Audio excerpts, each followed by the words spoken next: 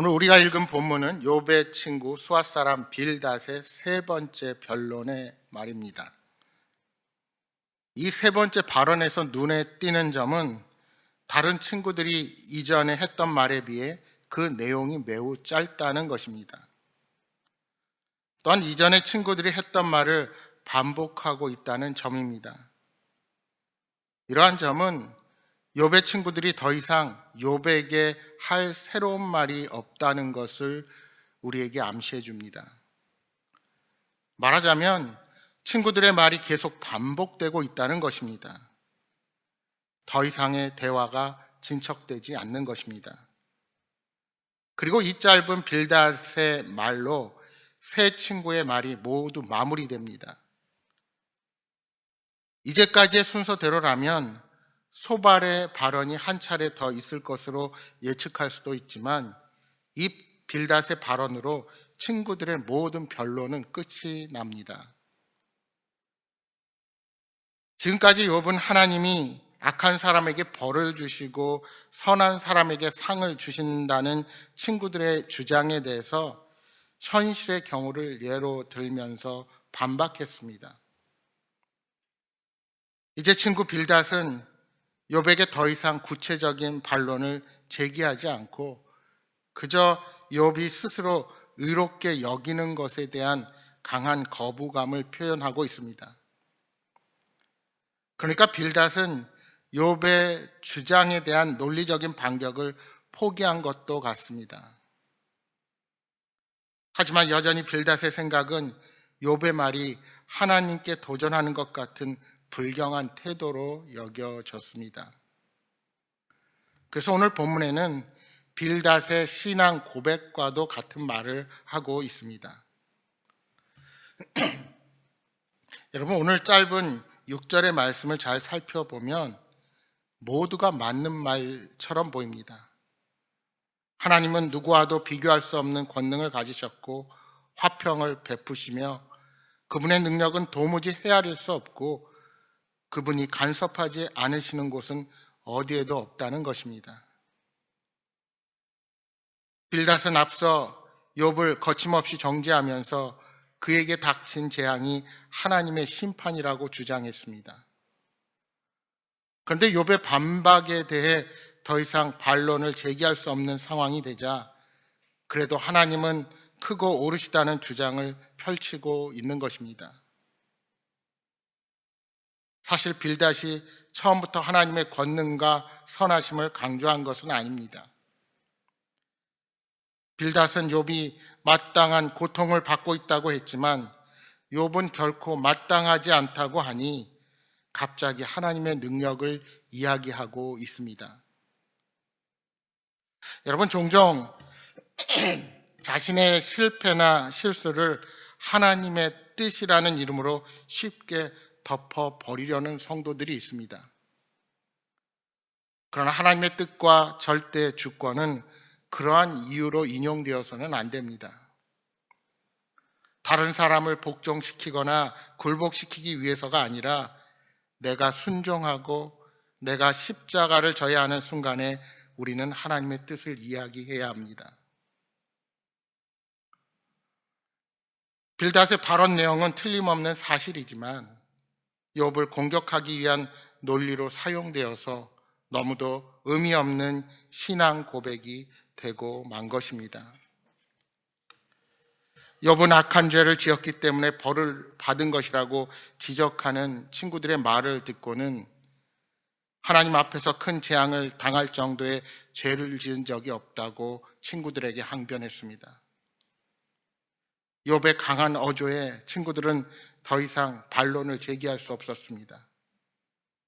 그러자 빌닷이 여기에 마지막으로 주장하는 바는 모든 사람들이 죄인이라는 것입니다. 빌닷은 지금까지 모든 사람이 죄인이라는 주장은 하지 않았습니다. 그런데 욥이 계속 자신의 의로움과 억울함을 이야기하자 인간이 의로울 수 없음을 주장하고 있는 것입니다. 심지어 인간을 구더기나 벌레에 비유하면서까지 인간이 죄인임을 말하고 있는 것입니다. 빌닷의 이러한 주장은 욥이 의인이라는 사실에 맞서는 매우 타당한 반론이기도 합니다. 하지만 빌닷은 이 발언이 자신들이 지금까지 주장해온 인과응보의 법칙, 즉 재앙은 곧 죄의 결과라는 주장을 거스르고 있다는 사실을 잃어버린 것 같습니다. 여러분, 모든 사람이 죄인이라는 주장과 인과응보의 법칙을 충실히 따른다면 세상의 모든 사람들이 다 심판을 받아야 합니다. 악인이든 의인이든 모두 심판을 받아야만 합니다. 모든 사람들이 죄인임에는 틀림이 없습니다. 그러나 욥에게만 특별히 가혹한 재앙이 임한 이유가 무엇인지에 대해서는 대답하지 못합니다. 모든 사람이 죄인이라는 사실을 이야기하는 순간 빌닷 역시 욥이 던지고 있는 질문과 탄식에 함께 탄식할 수밖에 없는 것입니다. 그러니까 빌닷의 마지막 답변은 그들의 지식으로는 욥의 고난을 명쾌히 답할 수 없다는 사실을 인정하는 셈이 된 것입니다. 그저 체념하고 고난을 받아들이라는 결론밖에 얻을 수 없는 겁니다. 그렇기에 어떤 종교이든지 그저 고난을 인정할 수밖에 없습니다. 하지만 여러분, 복음은 고난을 이기게 합니다. 죄와 사망의 권세 아래 살아갈 수밖에 없는 우리에게 소망을 주는 것입니다. 그렇습니다. 빌닷이 말한 것처럼 인간은 하나님 앞에서 한없이 초라하고 보잘것없는 죄인에 불과합니다. 빌닷은 인간을 구더기나 벌레에 비유하면서 죄인들이 하나님께 나아갈 수 있는 길은 없다고 단언합니다. 그러나 우리는 하나님의 형상을 따라 창조된 존재들입니다.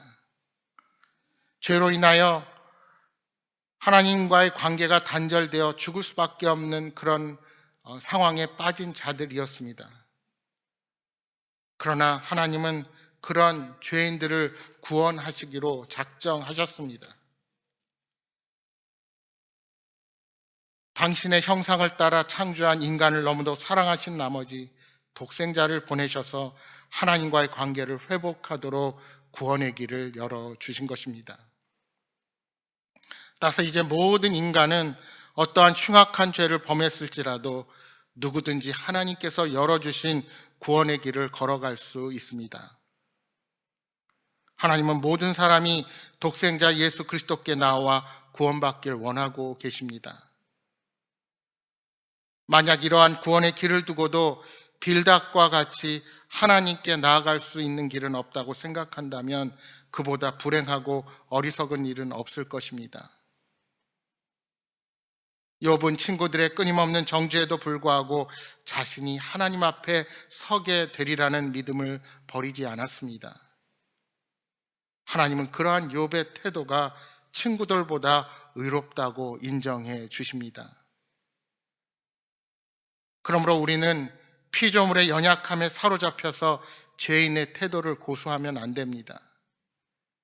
비록 죽을 수밖에 없는 죄인이었지만 하나님의 자비와 긍휼로 멸망에서 영원한 생명으로 옮겼음을, 그래서 우리가 하나님의 자녀가 되었으므로 날마다 주님 앞으로 담대히 나아갈 수 있는 것입니다. 우리는 부족하지만 하나님은 한없는 은혜로 말미암아 우리를 의롭다 여겨주시고 하나님의 자녀로 받아주시는 분이시기 때문입니다. 우리는 죄인임에도 불구하고 거룩하신 하나님께 나아갈 수 있게 되었습니다. 그것이 가능한 이유는 우리의 공로와 수고 때문이 아닙니다. 우리를 사랑하셔서 구원하신 하나님의 사랑 때문입니다. 우리를 위하여 독생자 예수 그리스도를 내어주셨습니다. 빌닷은 하나님의 주권과 무한한 능력을 강조했습니다. 타락한 인간의 연약함도 언급했습니다. 그런데 문제는 그러한 신앙 고백에도 불구하고 정작 자신이 욥에게 보인 모습은 하나님 앞에 보잘것없는 죄인의 모습이 아니라 권위를 가진 심판자, 정죄자의 모습이었습니다. 죄인을 긍휼히 여기시고 구원하시는 하나님의 사랑을 그는 간과한 것입니다. 그러나 성도는 하나님의 긍휼과 사랑을 베풀고 나누는 자로 살아가야 합니다. 오늘 하루도 복음으로 인하여 하나님의 자녀로 살아간다는 기쁨과 감격이 여러분의 삶을 지배하기를 소망합니다. 어떠한 일을 만나고 어떠한 문제가 있더라도 인생의 해답이 되시는 우리 주님이 함께 하심을 신뢰하며 담대하게 살아가는 복된 삶이 되시기를 주님의 이름으로 축복합니다.